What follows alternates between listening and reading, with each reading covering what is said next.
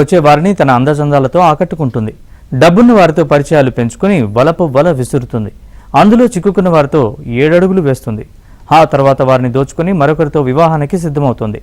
ఇలా ఒకరికి తెలియకుండా ఒకరు చొప్పున 6గురిని పెళ్లి చేసుకున్న ఈ మాయాలేడి పబ్లో జరిగిన ఓ గొడవ విషయమై పోలీసులను ఆశ్రయించి అడ్డంగా బుక్ అయింది.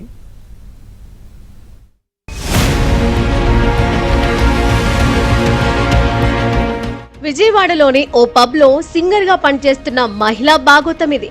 పబ్ లో జరిగిన గొడవపై ఫిర్యాదు చేసేందుకు వెళ్లి అడ్డంగా బుక్ అయిపోయింది ఆమె. సదరు సింగర్ కు 20 ఏళ్ల క్రితమే పెళ్లైంది. ప్రస్తుతం ఆమె వయసు 40 సంవత్సరాలు. 2 పిల్లలు కూడా ఉన్నారు. గొడవల కారణంగా భర్తతో విడిపోయిన ఆమె బందరు రోడ్లో ఉన్న ఒక పబ్ లో సింగర్ గా పనిచేస్తోంది.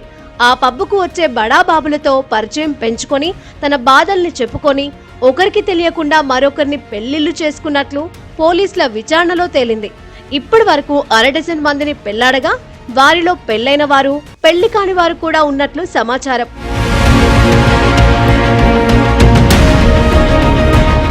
ఇటీవలే పబ్లో 2-3 గ్రూపుల మధ్య ఆధిపత్య పోరు తలెత్తగా వాటిలో ఒక గ్రూపునకు చెందిన వ్యక్తితో గాయనికి ఘర్షణ చోటు చేసుకుంది. ఈ వివాదాన్ని గమనించిన గాయనితో సన్నిహిత సంబంధం ఉన్న వ్యక్తి బందరు రోడ్డులోని ఎస్ఎస్ కళ్యాణ మండపం వద్ద విధుల్లో ఉన్న సిఐని కలిసి పబ్బులో జరుగుతున్న పరిస్థితులను వివరించారు. సిఐ స్పందించి పబ్బు నిబంధనలకు విరుద్ధంగా పనిచేస్తుందనే సమాచారంతో తన సిబ్బందికి అక్కడ నిఘా పెట్టాలని ఆదేశించారు.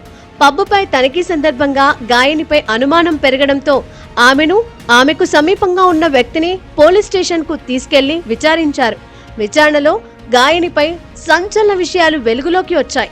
పోలీసులు చేసిన దర్యాప్తులో కిలాడి సింగర్ ఈ ఏడాది జూన్ 5న 1 టౌన్ కు చెందిన వ్యక్తిని దుర్గగుడిలో, అదే నెల 27న పోరంకికి చెందిన మరొకరిని సింహాచలంలోని ఓ కళ్యాణ మండపంలో వివాహం చేసుకున్నట్లు తెలిసింది.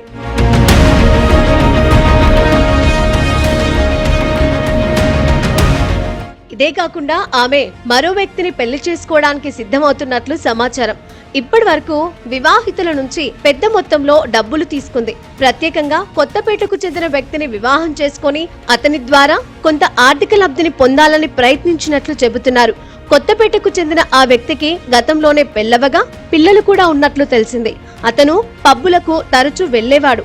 ఆ గాయకురాల్ని ఓ మాజీ ఎమ్మెల్యే సోదరుడిగా పరిచయం చేసుకున్నట్లు చెబుతున్నారు. అంతేకాక ఆమె కుమారుడి పుట్టినరోజు సందర్భంగా పెద్ద ఎత్తున వేడుకలు నిర్వహించినట్లు సమాచారం. ఆ వ్యక్తి గాయనికి సుమారు 1 కోటి విలువైన బంగారు ఆభరణాలు, విలువైన వస్తువులు, నగదు అందించినట్లు అతని స్నేహితులు చెబుతున్నారు. గాయకురాలి ప్రవర్తన వల్ల పబ్బుకు వచ్చే పలువురు వ్యక్తులు ఆర్థికంగా